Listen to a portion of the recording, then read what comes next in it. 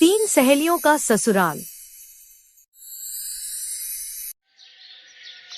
ए राधा, तेरा भी और देर स्कूल में बैठकर पढ़ने का मन है क्या? यार कर क्या रही है इतनी देर से? कब की छुट्टी हो गई लेकिन मैडम का स्कूल से जाने का मन ही नहीं है। हाँ, बस आ गई, थोड़ा सा काम रह गया था वही निपटा रही थी। अरे इसका बस चले ना, तू सारा दिन पढ़ती रहे। चल अब जल्दी चल, कहीं वो आइसक्रीम वाला चला न गया हो। ये है तीन बचपन की सहेलियां, राधा, चंचल और स्वाति। तीनों 12वीं की स्टूडेंट थी और बचपन से एक साथ ही पढ़ी लिखी थी। तीनों साथ में स्कूल जाती, स्कूल से घर आती। उनमें राधा थोड़ी शांत और समझदार थी, चंचल बहुत हंसमुख और शरारती थी और स्वाति दिल की बहुत साफ और मेहनती लड़की थी। तीनों के 12वीं के पेपर आने वाले थे, इसलिए शाम को तीनों एक दूसरे के घर जाकर पढ़ाई करती। ऐसे ही तीनों ने वो परीक्षा भी पास कर ली, जिसके बाद तीनों ने एक साथ एक ही कॉलेज में एडमिशन लिए और फिर 3 साल कॉलेज में साथ रहने के बाद उनकी ये पढ़ाई भी पूरी हुई। एक रोज अब तो कॉलेज भी हो गया, अब तो हमारे पेरेंट्स हमारी शादी के पीछे हाथ धोकर पड़ जाएंगे। लेकिन सच कहूँ यार, मेरा मन नहीं कर रहा तुम लोगों को छोड़कर जाने का। मैं कैसे रहूंगी तुम छिपकलियों के बिना। हाँ यार, हम तीनों एक दिन भी ना मिले तो ऐसा लगता है जैसे खाना ही हजम नहीं हो रहा। अरे मैं तो कहती हूँ हम एक ही घर में शादी कर लेंगे। क्या बात कर रही है? मतलब हम तीनों सहेलियों का एक पति? चुप कर पगली, मेरा मतलब है 3 भाइयों से। फिर तीनों जोर जोर से हंसने लगी। तीनों को नहीं पता था कि किस्मत उनके लिए सच में यही लिख चुकी है। कुछ समय बाद तीनों की उम्र शादी लायक हो चुकी थी। एक दिन राधा के घर रिश्ते की बात आई। लड़का अच्छी नौकरी करता था और उसका खुद का घर भी था, पर सबसे खास बात ये थी कि उस घर में 3 भाई थे। माँ, वो तीनों भाई हैं, मतलब बड़ा परिवार होगा। अरे वाह, ये तो अच्छी बात है। सारी जिम्मेदारियाँ तुझे अकेली पर नहीं आएंगी ना। फिर भी माँ, इतने बड़े परिवार में एडजस्ट कर पाऊंगी? और फिर पता नहीं मेरी देवरानियाँ कैसी आएंगी। वो तो नसीब की बात है बेटी। वैसे मेरे पास एक आइडिया है, अगर तुम्हारी दोनों सहेलियां ही तुम्हारी देवरानी बनकर आ जाएं, तब तो कोई प्रॉब्लम नहीं होगी तुम्हें। अरे वाह माँ, ये बात मेरे दिमाग में क्यों नहीं आई? मैं अभी उन दोनों को एक खुशखबरी देकर आती हूँ। राधा भागती हुई चंचल और स्वाति के घर पहुँची। तुम दोनों को एक बात बतानी थी, जल्दी बोल, कहीं मिठाई खाने वाली खबर तो नहीं? हाँ, बात ही ऐसी है, जिस घर से मेरा रिश्ता आया है वहाँ 3 भाई हैं। हाँ तो इसमें इतनी खुश क्यों हो रही है? तू तो ऐसे बोल रही है जैसे तेरे कुंभ में बिछड़े हुए भाइयों। अरे नालायको, तभी तो कहती हूँ अपनी अक्ल बेकार की चीजों में कम लगाया करो। मेरे कहने का मतलब है, अगर सबको मंजूर हो तो हम तीनों की शादी उसी घर में हो सकती है। फिर कुछ पल के लिए सन्नाटा छा गया। फिर चंचल और स्वाति दोनों खुशी से उछल पड़ी, जिसके बाद तीनों सहेलियां खुशी से गले लग गईं। उनका बचपन का सपना जो सच होने वाला था। कुछ महीनों बाद तीनों सहेलियां एक ही घर की 3 बहुएं बनकर आईं। घर में सास कमला देवी थी और ससुर रामनाथ जी। तीनों भाई भी अलग अलग स्वभाव के थे। बड़ा भाई अमित थोड़ा गंभीर लेकिन जिम्मेदार था। मंझला भाई विकास हंसमुख और मजाकिया और सबसे छोटा भाई समीर थोड़ा गुस्सैल लेकिन दिल का अच्छा। आई तो तीनों बहुएं एक साथ हैं, पर क्या ये तीनों आगे साथ निभा भी पाएंगी? बहुत सी दोस्तियां देखी हैं जो देवरानी जेठानी के रिश्ते में पड़ते ही एक दूसरे से अलग हो जाती हैं। उधर तीनों बहुएं एक दूसरे से धीरे धीरे बातें कर रही थी। अरे यार, घूंघट में दम घुट रहा है, पता नहीं कब तक इसमें ऐसे बैठना पड़ेगा। नहीं, मैं तो इसे हटा रही हूँ। नहीं, ऐसा नहीं करना चंचल, यहाँ आसपास और भी औरतें हैं, उन्होंने तुम्हें ऐसा करते हुए देख लिया ना तो 100 बातें बनाएंगी। हाँ, कहीं ऐसा ना हो फिर सासू माँ पहले दिन ही सास वाला रूप ले ले। अरे चुप रहे, सासू माँ सुन लेंगी तो आफत आ जाएगी। यार ये राधा भी ना कितना डरती है, पहले स्कूल में प्रिंसिपल मैडम से और अब ससुराल आते ही सासू माँ से। तभी कमला देवी उन तीनों के पास आई। फिर कुछ रीति रिवाज करवाने के बाद उन्हें उनके कमरे में भेज दिया। फिर अगले दिन तीनों पहली रसोई के लिए रसोई में गयी। कुछ देर बाद कमला देवी भी वहाँ आ गयी। आज घर में मेहमान आने वाले हैं, तुम तीनों की पहली रसोई है, इसीलिए तुम तीनों मिलकर खाना बनाओ। और हाँ, जो भी बनाओ एकदम बढ़िया बनाना, खाने में कोई कमी नहीं रहनी चाहिए। फिर तीनों ने एक दूसरे की तरफ देखा। फिर चंचल बोली, बस इतनी सी बात माँ जी, आप फिक्र मत कीजिए, सब कुछ झट से बन जाएगा। जल्दी से तीनों ने बढ़िया से पकवान बनाकर तैयार कर लिए। फिर दोपहर में जब खाना परोसा गया तो मेहमान तारीफ करते नहीं थक रहे थे। वाह भाई, भाभी आपकी बहुएं तो बड़ी अच्छी हैं, क्या लाजवाब खाना बनाती। यही तो कमाल है हमारा चाचा जी, हम तीनों सहेलियां मिल जाएं तो फिर तो कोई कमी नहीं छोड़ती, हर काम परफेक्ट कर देती है। फिर कमला देवी के चेहरे पर हल्की मुस्कान आ गई, लेकिन सरला चाची बहुत चालाक और चुगली करने वाली थी। उसे पसंद नहीं आया कि कोई उसकी जेठानी की बहुओं की तारीफ करे। बड़ी गहरी दोस्ती लगती है तीनों में, लेकिन मैं ये दोस्ती ज्यादा समय तक टिकने ना दूंगी। अब वो बहाने से कुछ दिन वहीं उनके घर ही रुक गई ताकि वो तीनों बहुओं में फूट डलवा सके। उसे उन तीनों बहुओं की दोस्ती बिल्कुल पसंद नहीं आई। अब वो अगले कुछ दिन तक वहीं रुकी रही। अब वो अपनी जेठानी को भड़काने में लग गई। जेठानी जी, ये तीनों बहुएं तो बहुत चालाक लगती हैं, तीनों एक साथ रहती हैं, है तो आखिर तीनों सहेलियां ही ना। कल को पूरा घर अपने कब्जे कब्जे में कर लेंगी और पता चले आपके हाथों से घर की सारी सत्ता कब्जा ली। अब कमला देवी सोच में पड़ गई। कमला बहन जरा एक बात कहूँ, बुरा मत मानना। अरे कहो ना, क्या बात है? तुम्हारी बड़ी बहू राधा तो ठीक है, पर बाकी दोनों बहुएं मुझे ठीक न लगती। दोनों अपनी धुन में रहती हैं। क्यों, क्या हुआ? कल मैंने अपनी आंखों से देखा, चंचल और स्वाति राधा के बारे में बातें कर रही थी। दोनों राधा की बुराइयां कर रही थी। वो दोनों तो उस बेचारी को अलग ही रखती हैं। कमला देवी के मन में हल्का सा शक पैदा हो गया। उसी दिन दोपहर में चंचल और स्वाति रसोई में हंसते हुए काम कर रही थी। और तुझे पता है मैंने उसे क्या कहा? तभी कमला देवी अंदर आई तो दोनों चुप हो गयी। जरूर मेरे आने से पहले ये राधा के बारे में ही बात कर रही थी। क्या बात है, इतनी हंसी किस बात पर हो रही है?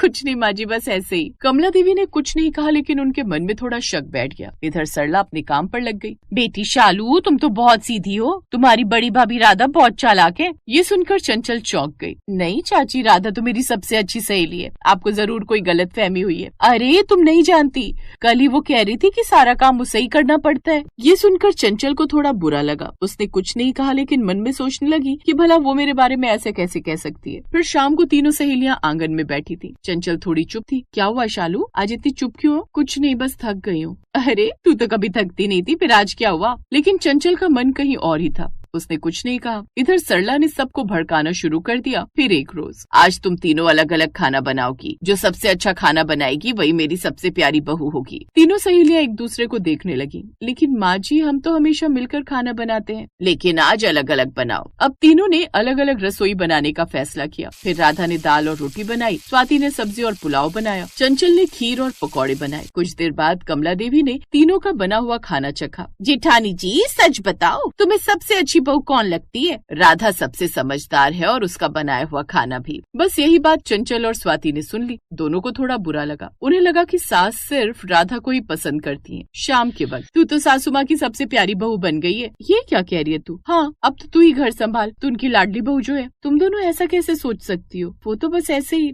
दोनों बिना कुछ कहे काम करने लगी। अब तीनों के बीच पहली बार खामोशी छा गई। पहले जहाँ रसोई में तीनों की हंसी गूंजती थी, अब वहाँ सन्नाटा था। कुछ दिन ऐसे ही बीत गए। फिर एक दिन अचानक कमला का पैर फिसल गया और वो गिर गई। ये देख तीनों बहुएं जल्दी से आईं और उन्हें उठाकर बिस्तर पर बिठाया। चंचल तुरंत डॉक्टर को बुलाने दौड़ गई। कुछ देर बाद डॉक्टर आया। जांच करने के बाद डॉक्टर बोला, घबराने की बात नहीं है, बस हल्की चोट है। तीनों बहुओं ने मिलकर सास की सेवा की। फिर कमला को भी एहसास हुआ कि उसने ठीक नहीं किया। उसने उन तीनों से माफी मांगी और साथ ही सरला की सारी चालाकी भी उन्हें बताई। इसके बाद से तीनों को सारी बात समझ आ गई और वो सरला के कमरे में गई और उनका बैग पैक करके उन्हें बाहर का रास्ता दिखा दिया। उस दिन के बाद तीनों सहेलियां फिर से मिलजुल कर रहने।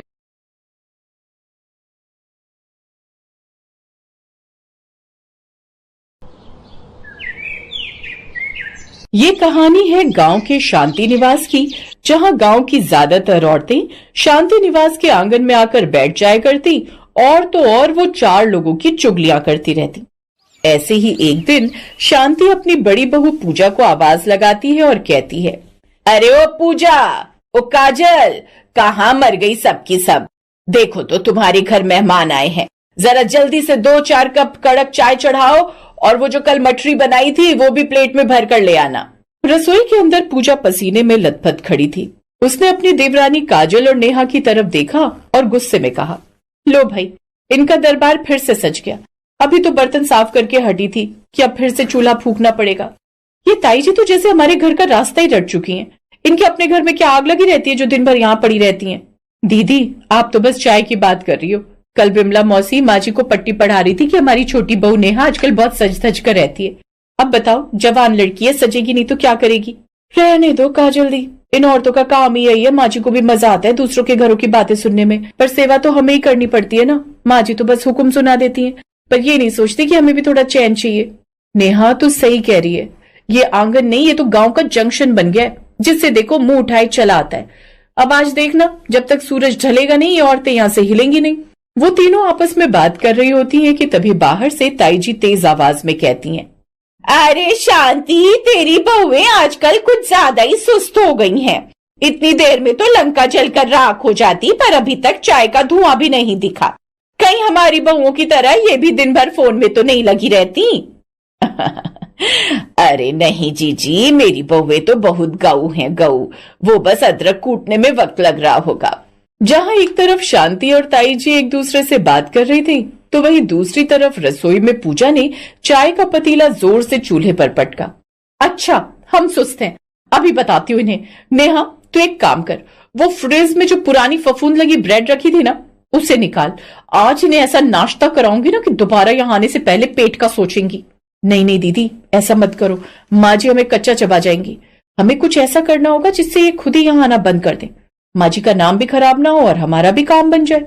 मेरे दिमाग में एक बात आ रही है।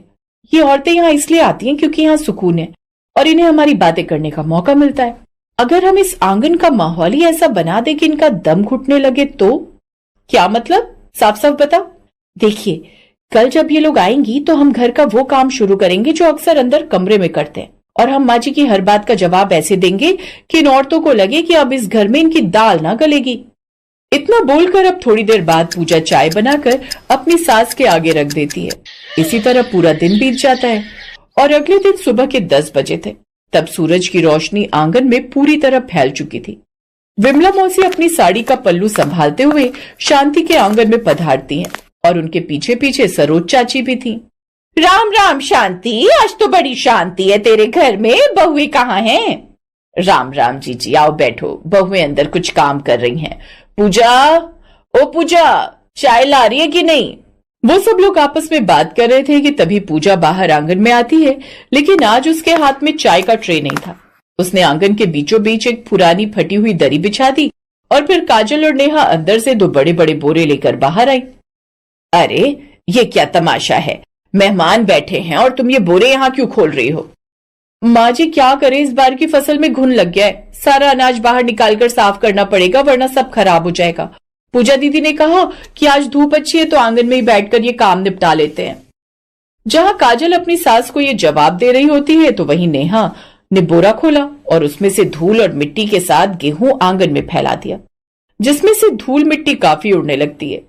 वहीं विमला खांसते हुए कहती है, अरे क्या बदतमीजी है, मेरी साड़ी पर मिट्टी डाल दी। शांति, तेरी बहुओं को अकल नहीं है क्या? अरे मौसी जी, गलती हो गई, पर काम तो करना ही पड़ेगा ना। अब अनाज तो साफ करना ही है। आप लोग थोड़ा उधर खिसक जाइए। पूजा की ये बात सुनकर शांति का चेहरा गुस्से से लाल हो जाता है, पर वो अपनी बहुओं को मेहमानों के सामने ज्यादा कुछ कह नहीं सकती थी। अच्छा ठीक है, ये काम थोड़ी देर के बाद कर लेना, पहले चाय तो पिलाओ। माँ जी, आज चाय बनने में देर लगेगी। रसोई में काजल दीदी ने वो बड़ी वाली मिर्च भुनने के लिए रखी है। पूरे घर में उसकी धांस फैल गई है। आप लोग भी यहाँ मत बैठिए वरना गले में जलन होने लगेगी। नेहा इतना बोलती ही है कि तभी किचन से मिर्ची जलने की तेज धांस आने लगती है। ताई जी जो अभी अभी आई थी, उन्हें जोर जोर से छींके आने लगी। अच्छी अच्छी, अरे राम रे राम, ये क्या जला दिया? मेरा तो दम घुट रहा है। शांति, कैसी बहुएं लाई है तू, इन्हें तमीज नहीं है कि जब मेहमान बैठे हो तो ऐसे काम नहीं किए जाते। हाय हाय हाय हाय हाय। ताई जी क्या करें, माँ जी ने तो कहा था कि इस बार मिर्च का अचार ज्यादा डालना है। अब काम है तो करना ही पड़ेगा। आप लोग भी छींक रहे हैं, बड़े कमजोर फेफड़े हैं आपके। हमारे गांव की औरतें तो मिर्च के ढेर पर बैठकर बातें कर लेती हैं। शांति, आज तो यहाँ बैठना मुमकिन नहीं है। तू अपनी बहुओं को संभाल, हम चलते हैं। जब ये मिर्च का नाटक खत्म हो जाए तब खबर भिजवा देना। हाँ शांति, आज तो मेरा सिर फटने लगा है। ये कैसी गंध फैला रखी है। चलो जीजी चलो, यहाँ सांस लेना भी मुश्किल है। जैसे ही औरतें बाहर निकली, नेहा ने जोर से दरवाजा बंद किया और तीनों बहुएं आंगन के बीचों बीच बैठकर खिलखिलाकर हंसने लगी। लेकिन तभी शांति उन तीनों पर चिल्लाते हुए कहती है, तुम तीनों पागल हो गई हो क्या? मेरी नाक कटवा दी पूरे गांव में। विमला जीजी क्या सोचेंगे? और ये मिर्च, सच में मिर्च भून रही थी या सिर्फ ड्रामा था? माँ जी सच में मिर्च भून रहे थे, पर इतने नहीं जितने हमने धुआं कर दिया। और रही बात ताई जी और विमला मौसी की, तो वो लोग यहाँ सिर्फ चुगलियां करने आती हैं। आपको पता नहीं, कल विमला मौसी बाहर जाकर कह रही थी कि शांति के घर में बहुएं राज करती हैं और शांति तो बस नाम की मालकिन है। क्या विमला ने ऐसा कहा? जिसकी मैंने हमेशा मदद की वो मेरे बारे में ऐसा बोल रही थी? हाँ माँ जी, और सरोज चाची कह रही थी कि शांति निवास का आंगन बड़ा जरूर है पर वहां की चाय बड़ी फीकी होती है। अब आप ही बताइए, ऐसी औरतों की खातिरदारी हम क्यों करें? माँ जी, ये आंगन हमारा है, यहाँ हम चारों बैठेंगे, हंसी मजाक करेंगे, पापड़ सुखाएंगे, अचार डालेंगे, पर इन बाहर की औरतों को यहाँ बैठकर आग लगाने का मौका ना देंगे। शांति चुपचाप अपनी बहुओं की तरफ देख रही थी। उन्हें पहली बार एहसास हुआ कि उनकी बहुएं गलत नहीं थी। वो औरतें आती थीं, उनका समय और शांति दोनों ले जाती थीं और बदले में घर में कलेश के बीज बो जाती थीं। तो तुम लोगों ने ये सब मुझे समझाने के लिए किया? माँ जी, हम आपसे लड़ना नहीं चाहते थे, पर हमें लगा कि अगर हम सीधे सीधे कहेंगे तो आप बुरा मान जाएंगी, इसलिए हमें ये मिर्च और धूल का नाटक करना पड़ा। पूजा की बात सुनकर शांति अब मुस्कुराती है और अपनी तीनों बहुओं के सर पर हाथ फेरते हुए कहती है, तुम तीनों तो बहुत तेज निकली। मुझे लगा मेरी बहुएं भोली हैं, पर तुम तो पूरी फौज हो। अच्छा सुनो, अब वो मिर्च का तड़का बंद करो और सच में एक बढ़िया अदरक वाली चाय बनाओ। आज हम चारों इसी आंगन में बैठकर पिएंगे और विमला की ऐसी की तैसी करेंगे। इतना बोलकर शांति अब अपनी बहुओं के साथ अपने घर के अंदर जाती है। शांति निवास का आंगन अब पूरी तरह बदल चुका था। पूजा, काजल और नेहा ने मिलकर आंगन में छोटे छोटे फूलों के गमले लगा दिए। अब दोपहर में वहां औरतों की सभा नहीं, बल्कि साफ सफाई और घर के कामों की हंसी ठिठोली होती थी। ऐसे ही एक दिन फिर से विमला मौसी ने अंदर झांकने की कोशिश की। अरे शांति, क्या हो रहा है? चाय चढ़ी है क्या? आओ विमला जी बैठो। पर आज मेरी बहुएं योगा कर रही हैं और उसके बाद वो लोग आंगन की लिपाई करेंगी। अगर तुम्हें मेहनत करने का मन हो तो आ जाओ, वरना चाय तो आज हम शाम को ही पिएंगे। शांति की ऐसी बातें सुनकर विमला उल्टे पैर ही चली जाती है। पूजा रसोई की खिड़की से ये सब देख रही थी। उसने नेहा और काजल को आंख मारी। देखा, अब माँ जी भी सीख गई हैं। हाँ दीदी, आखिर सास किसकी है? अब इस आंगन में सिर्फ हमारी खुशियां होंगी और माँ जी अब से चाय का ऑर्डर सिर्फ हमारे लिए होगा, इन चुगलखोरों के लिए नहीं।